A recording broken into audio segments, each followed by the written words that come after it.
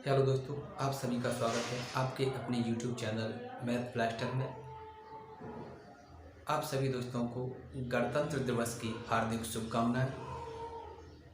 आज मैं आपको class 10th subject social science Madhya Pradesh pre board परीक्षा 2021-22 का सॉल्यूशन कराऊंगा। तो सोशल साइंस का कंप्लीट सॉल्यूशन देखने को मिलेगा।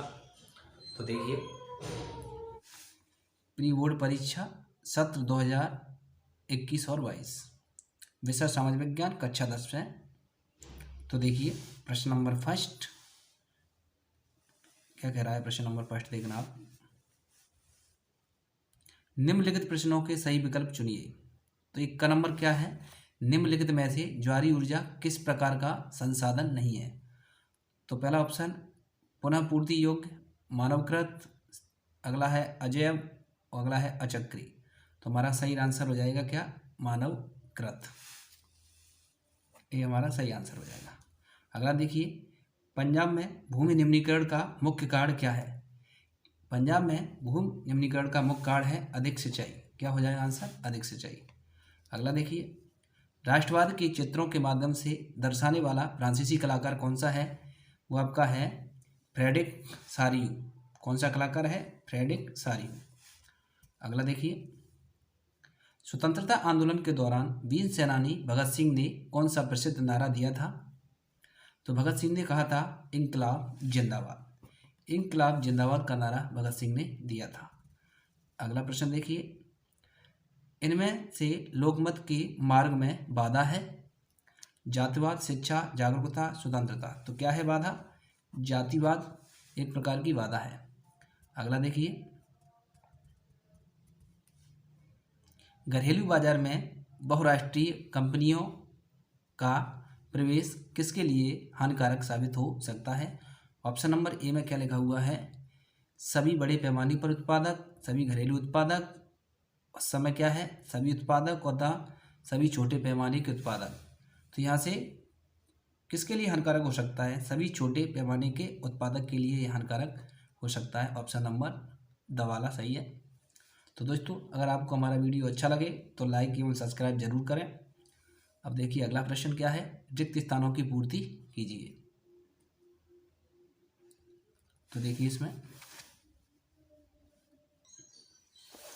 तो खालिस्तान एक नंबर क्या है, देखिए फर्स्ट वाला, भारत में सघन वन क्षेत्र डॉट डॉट कितने प्रतिशत है। तो आपका आंसर हो जाएगा 12.2%। ये 2 या 3 कुछ भी हो सकता है, लगभग में सब चलेगा। सेकंड वाला देखिए, जिला मार्ग की सड़कों का निर्माण एवं रख रखाव किसके द्वारा किया जाता है। तो आपका आंसर हो जाएगा, इसका आंसर हो जाएगा, कौन सा आंसर हो जाएगा आपका, लोक निर्माण विभाग द्वारा। किसके द्वारा, लोक निर्माण विभाग के द्वारा। इसका आंसर मैं यहाँ पर लिख रहा हूँ, लोक निर्माण विभाग। इस खालिस्तान में क्या आ जाएगा, लोक निर्माण विभाग। अगला देखिए, पूर्व स्वतंत्रता का प्रस्ताव डॉट डॉट में पारित हुआ था 31 दिसंबर 1929 को। 31 दिसंबर 1929 को पारित हुआ था। अगला देखिए, छपाई के लिए कंपोज करने वाला डॉट डॉट क्या कहलाता है, कंपोजिंग स्टिक कहलाता है। क्या कहलाता है, composing stick. Composing stick, composing stick कहलाता है। अगला देखिए, भारत की वर्तमान पंचायती राज व्यवस्था किस संविधान के संशोधन पर आधारित है। तो आपका आंसर हो जाएगा 73वां संविधान संशोधन। अगला, 2011 की जनगणना महिला साक्षरता दर कितने प्रतिशत है। तो कितनी है, 64.4%। ये 2011 की जनगणना के अनुसार महिला साक्षरता कितने परसेंट है, 64.4%। देखिए अगला देखिए, ISI डॉट डॉट का सुरक्षा चिन्ह है, या ये चिन्ह किसका चिन्ह है। एक आप इसे हॉलमार्क भी बोल सकते हैं, हॉलमार्क, या फिर सर्टिफायर मार्क बोल सकते हो, सर्टिफायर मार्क। ISI सर्टिफायर मार्क का सुरक्षा चिन्ह है, या इसे हॉल मार्क का सुरक्षा चिन्ह भी बोल सकते हैं। यहाँ पर हॉल मार्क भी लिख सकते हैं। अगला क्वेश्चन देखिए, क्वेश्चन नंबर 3 पर क्या है, निम्नलिखित की सही जोड़ी बनाइए। तो देखिए स्टेपलर, स्टेपलर क्या है, एक प्रकार को ऊन को छांटने वाला कोई स्टेपलर, ऊन को छांटने वाला कोई यंत्र है स्टेपलर। तो आई का क्या हो जाएगा, सेकंड वाला। इसका आंसर हो जाएगा आपका किससे, सेकंड वाला, यानी कि 2 नंबर इसका आंसर सेकंड वाला, ऊन को छांटने वाला यंत्र। अगला फुलर क्या है, फुलर है चुन्नटों से कपड़े समेटने वाला यंत्र है। फुलर क्या है, कपड़ों से, चुन्नटों से कपड़े समेटने वाला। तो फुलर तो सेकंड वाले में 6 नंबर का आंसर हो जाएगा। अगला देखिए, सिंहली समुदाय किससे संबंधित है। ये श्रीलंका का एक समुदाय है सिंहली, जो श्रीलंका देश में पाया जाता है। तो फर्स्ट वाला इसका आंसर हो जाएगा, सिंहली समुदाय को श्रीलंका से मिला देंगे। अगला देखिए, फेडेकोर संगठन है, किसका संगठन है, फेडेकोर एक बोलिविया का संगठन है। तो इसको 5 वाले से मिलान कर देंगे इसका। अगला देखिए, अलोकतांत्रिक देश कौन सा है, चीन है। अलोकतांत्रिक देश कौन सा है, चीन। तो तीसरा वाला इसका सही आंसर हो जाएगा चीन। सूती वस्त्र उद्योग का केंद्र किसको कहा जाता है, अहमदाबाद, यानी कि 4 नंबर पे है अहमदाबाद। तो दोस्तों अगर आपको हमारी वीडियो अच्छी लगे तो लाइक एवं सब्सक्राइब करना। तो देखिए अगला क्वेश्चन, निम्नलिखित प्रश्नों के उत्तर एक शब्द या एक वाक्य में लिखिए। इसे देखते हैं। मरुस्थलीय मृदा का रंग कैसा होता है। तो आपका आंसर क्या होगा, एक शब्द या एक वाक्य में हमारा आंसर होना चाहिए। तो क्या होगा इसका आंसर, लाल, लाल भूरा, लाल और भूरा होता है। मरुस्थलीय मृदा का रंग कैसा होता है, लाल भूरा। अगला देखिए, सिंहों का प्राकृतिक आवास स्थल कहाँ पर है। ये है गिर, क्या है इसका आंसर, गिर राष्ट्रीय उद्यान, गिर राष्ट्रीय उद्यान में, गिर राष्ट्रीय उद्यान क्या हो जाएगा इसका, गिर राष्ट्रीय उद्यान कहाँ पर है, गिर नेशनल पार्क या राष्ट्रीय उद्यान कहाँ पर है, गुजरात में है, गिर राष्ट्रीय उद्यान गुजरात में। तो सिंहों का प्राकृतिक आवास स्थल कहाँ पर है, गिर राष्ट्रीय उद्यान में। अगला देखिए, जालविरायन क्या था, जालविरान क्या था। तो आपका आंसर हो जाएगा, जालविरान एक प्रकार की व्यापारिक संस्था या आर्थिक संगठन था, कुछ भी लिख सकते हैं, आर्थिक संगठन, संगठन, संगठन, संगठन। जालविरायन एक प्रकार का आर्थिक संगठन था या फिर व्यापारिक संस्था थी, ऐसे ही बोल सकते हैं। अगला देखिए, कॉर्न लॉ क्या था। एक वन वर्ड में आंसर देने इनके, कॉर्न लॉ क्या था। तो कॉर्न लॉ क्या था, जिस कानून की सहायता से मक्के की आयात पर रोक लगाई थी उसे ही हम कॉर्न लॉ कहा जाता था। तो इसका मैं यहाँ पर लिख रहा हूँ, लिख नहीं रहा हूँ तो मैं बोल रहा हूँ, आप सुनिए। कॉर्न लॉ क्या था, जिस कानून की सहायता से मक्के की आयात पर रोक लगाई थी उसे ही हम कॉर्न लॉ कहते हैं। तो दोबारा फिर सुनिए, जिस कानून की सहायता से मक्के की आयात पर रोक लगाई थी उसे ही कॉर्न लॉ कहा जाता है। तो कॉर्न लॉ का आंसर हो गया। अगला देखिए, यूरोपीय संघ का मुख्यालय कहाँ पर स्थित है। यूरोपीय संघ का मुख्यालय कहाँ पर स्थित है। तो आपका आंसर हो जाएगा ब्रुसेल्स, ब्रुसेल्स। ये कहाँ पर पड़ता है, बेल्जियम देश में पड़ता है, बेल्जियम। यूरोपीय संघ का मुख्यालय ब्रुसेल्स बेल्जियम में स्थित है। अगला देखिए, ये ब्रुसेल्स है। यूरोपीय संघ का मुख्यालय कहाँ पर स्थित है, ब्रुसेल्स बेल्जियम में। अगला क्या है, शपथ पत्र से क्या आशय है। तो क्या है, अगला प्रश्न है शपथ पत्र से क्या आशय है। तो हम सीधी सी भाषा में कह सकते हैं, शपथ पत्र एक ऐसा पत्र होता है या लिखित दस्तावेज होता है। शपथ पत्र एक ऐसा लिखित दस्तावेज होता है किसी भी न्यायालय या मजिस्ट्रेट द्वारा नियुक्त शपथ पत्र अधिकारी के समक्ष शपथकर्ता द्वारा अपनी सहमति से या बिना किसी दबाव के शपथ पत्र पर प्रतिज्ञा लेता है। क्या कर लेता है, प्रतिज्ञा लेता है कि मैं कसम खाता हूँ, मैं जो कह रहा हूँ वो सच है, यही शपथ लेता है। दूसरी भाषा में सोच सकते हो आप, शपथ पत्र एक ऐसा लिखित दस्तावेज होता है जो किसी भी न्यायालय या मजिस्ट्रेट द्वारा नियुक्त शपथ पत्र अधिकारी के समक्ष शपथकर्ता के द्वारा वह अपनी सहमति से या बिना किसी बदलाव के शपथ पत्र पर क्या कर लेता है, प्रतिज्ञा लेता है, उसे ही शपथ पत्र कहते हैं। तो आपने सुन लिया होगा। अगला देखिए, भारत में सर्वाधिक साक्षर राज्य कौन सा है। तो आपका आंसर हो जाएगा क्या, केरल। क्या हो जाएगा हमारा आंसर, केरल सबसे अधिक सर्वाधिक राज्य है। भारत में सर्वाधिक साक्षर राज्य कौन सा है, केरल है। अगला प्रश्न देखिए, निम्नलिखित प्रश्नों के सत्य और असत्य बताइए। तो देखते हैं ए नंबर का, महासागरीय जल अलवणीय होता है। तो आपका आंसर हो जाएगा, जो महासागर का जल है वह अलवणीय नहीं, वो लवणीय होता है। तो यहाँ पर गलत लिखा हुआ है, तो ये क्या है, हो जाएगा असत्य। असत्य, ये असत्य लिखा है। महासागरीय जल अलवणीय नहीं होता है बल्कि लवणीय होता है। तो ये इसका आंसर क्या हो जाएगा, असत्य हो जाएगा। अगला देखिए, मार्टिन लूथर प्रोटेस्टेंट धर्म सुधारक थे। ये सही है, तो इसका आंसर हो जाएगा सत्य। क्या हो जाएगा, सत्य।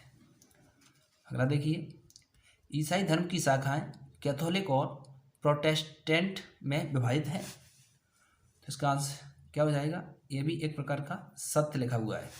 ईसाई धर्म की शाखाएं कैथोलिक और प्रोटेस्टेंट में विभाजित हैं, सत्य।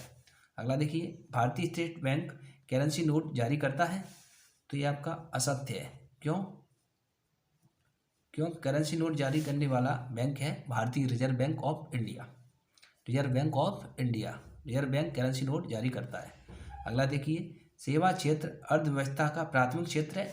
नहीं, ये प्राथमिक नहीं है, ये तृतीयक क्षेत्र है। सेवा क्षेत्र किस प्रकार का क्षेत्र है, सेवा क्षेत्र किस प्रकार का क्षेत्र है, तृतीयक क्षेत्र है। इसमें प्राथमिक लिखा हुआ है, तो ये भी एक प्रकार का क्या है, असत्य है। अगला देखिए, चाय की झाड़ियों को उगाने के लिए वर्ष भर कोष्ठ कॉमन और पीला रहित जलवायु की आवश्यकता पड़ती है। ये आपका सत्य है। ये क्या हो गया आपका, सत्य। तो दोस्तों, आपको हमारी वीडियो कैसी लगी, अच्छी लगी हो तो प्लीज़ लाइक एवं सब्सक्राइब करें। तो देखिए दोस्तों, अगला क्वेश्चन, प्रश्न क्रमांक 6, एजेंडा 21 क्या है। ये अथवा का क्वेश्चन है दोस्तों, यहाँ से देख के आप आराम से लिख सकते हो। कहाँ तक लिखना है इसको, इसे पृथ्वी सम्मेलन के नाम से जाना जाता है, ओनली यहाँ तक ही लिखना है। तो देखिए अगला क्वेश्चन, जैव विविधता किसे कहते हैं। यानी प्रश्न क्रमांक 7 कौन सा प्रश्न है, जैव विविधता किसे कहते हैं। इसका उत्तर आप लिख लीजिए, आराम से लिख सकते हो।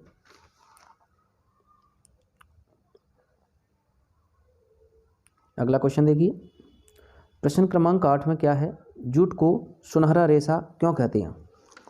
2 लाइन का क्वेश्चन है, आप आसानी से लिख सकते हो।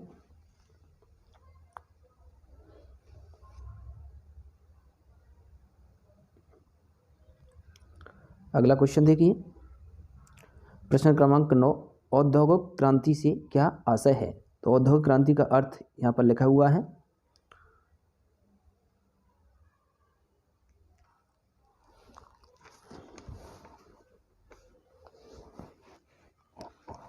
अब आप अगला क्वेश्चन देखिए, क्वेश्चन नंबर 10, पंचांग किसे कहते हैं। हिंदू धर्म में जो कुछ भी काम करने से पहले मुहूर्त जरूर देखा जाता है। दरअसल मान्यता है कि किसी भी शुभ कार्य से पहले पंचांग जरूर देखना चाहिए। पंचांग एक प्राचीन हिंदू कैलेंडर को कहा जाता है। पंचांग एक प्राचीन हिंदू कैलेंडर को कहा जाता है, 5 शब्दों से बना होता है। कौन कौन से हैं, नक्षत्र, तिथि, योग, वर्ण और वार। अगला क्वेश्चन देखिए, एफ्रो क्वेश्चन नंबर कौन सा है? 11th। एफ्रो अमेरिकन से क्या आशय है? यही है ना? हाँ, तो एफ्रो अमेरिकन से क्या आशय है? इसका उत्तर आप यहाँ से लिख सकते हो, आसानी से लिख सकते हो, आराम से, धीरे धीरे। तो अगला क्वेश्चन देखिए, question number 12। Next question, question number 12 का ये अथवा का दिया हुआ है, लोकतंत्र की 2 विशेषताएं लिखिए। तो आप यहाँ से लोकतंत्र की 2 विशेषताएं लिख सकते हो। इसमें नंबर नहीं डला है, वो आप डाल सकते हो, नंबर 1 और नंबर 2 डला हुआ है। ठीक है, तो आप अगला क्वेश्चन देखिए, प्रश्न क्रमांक कितना? 13 यानी कि 13। ये भी अथवा का क्वेश्चन है। प्रश्न क्रमांक 13 अथवा का प्रश्न है, वस्तु विनिमय प्रणाली से क्या आशय है? इसे आप लिख सकते हो, आराम से लिखते रहिए, धीरे धीरे।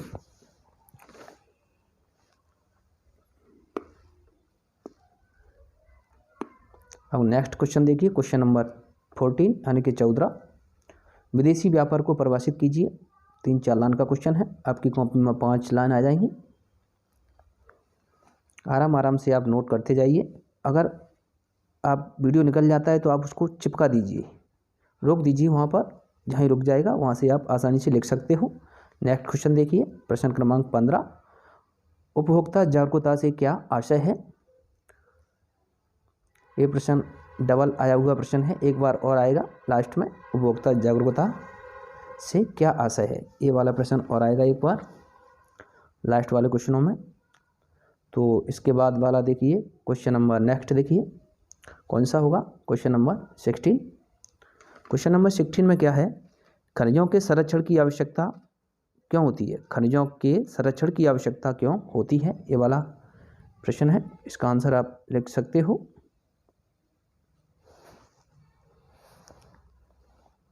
ये प्रश्न क्रमांक कौन सा है? 16 है, 16।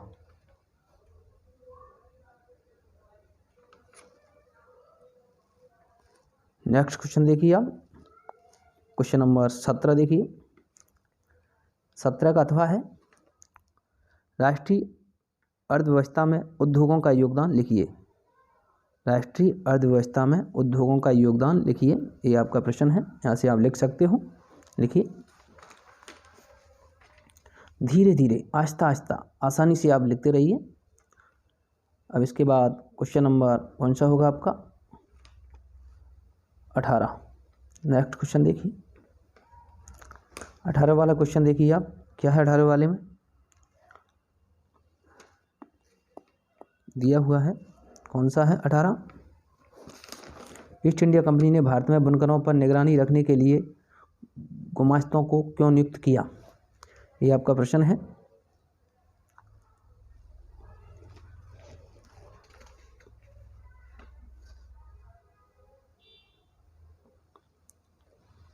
लिखते रहिए, अब धीरे धीरे लिखते रहिए। अगला क्वेश्चन देखिए, क्वेश्चन नंबर 19 यानी कि 19 वाला, लोकतंत्र में विपक्ष की भूमिका पर प्रकाश डालिए, ये वाला प्रश्न है।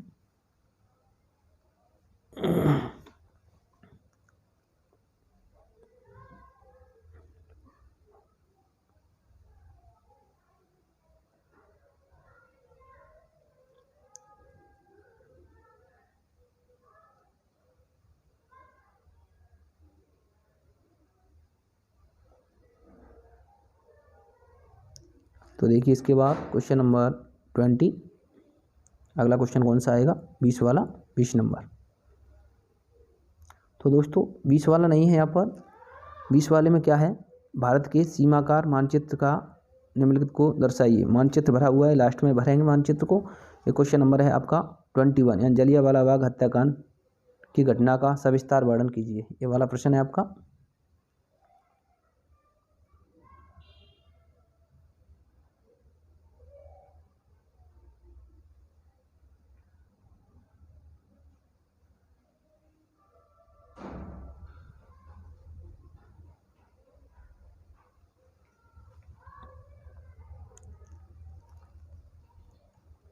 अगला क्वेश्चन देखिए, क्वेश्चन नंबर 22 यानी कि 22। राजनीतिक सुधारों के लिए कौन कौन से कदम उठाए जाने चाहिए, स्पष्ट कीजिए, ये आपका प्रश्न है। तो राजनीतिक सुधारों के लिए निम्न कदम उठाए जाने चाहिए। ये आपके यहाँ से आप 4 या 5 पॉइंट जो आपको अच्छा लग रहा है वो लिख सकते हो। कितने लिखना है आपको। इसके बाद आएगा अगला नेक्स्ट है ना 23। नेक्स्ट वाला क्वेश्चन कौन सा होगा? 23 वाला। तो देखिए नेक्स्ट क्वेश्चन 23। उपभोक्ता जागरूकता से ये अथवा वाला प्रश्न है, अथवा नहीं डला इस पर। उपभोक्ता जागरूकता से क्या आशय है, इसकी आवश्यकता हमें क्यों पड़ती है, ये पूरा लिखा हुआ है। इसके बाद मैंने आपको बताया था प्रश्न क्रमांक 20। प्रश्न क्रमांक 20 में आपका मानचित्र दिया हुआ है। तो यहाँ से ये आपके पास मानचित्र भरा हुआ दिखेगा आपको। तो देखिए नेक्स्ट क्वेश्चन नंबर लास्ट है आपका, इसके बाद वाला लास्ट क्वेश्चन क्रमांक 20 का ये लास्ट है। इसके बाद कोई प्रश्न नहीं है। ये आपके 23 प्रश्न पूरे हो चुके हैं यहाँ पर। तो देखिए दोस्तों, यहाँ पर सीधी कहाँ पर पड़ता है? मध्य प्रदेश राज्य में पड़ता है। कलपक्कम तमिलनाडु राज्य में पड़ता है। तारापुर एक प्रकार के महाराष्ट्र राज्य में पड़ता है। और बेलाडीला छत्तीसगढ़ में। तो दोस्तों आपको हमारा वीडियो कैसा लगा? अच्छा लगा हो तो लाइक एवं सब्सक्राइब करें। धन्यवाद दोस्तों।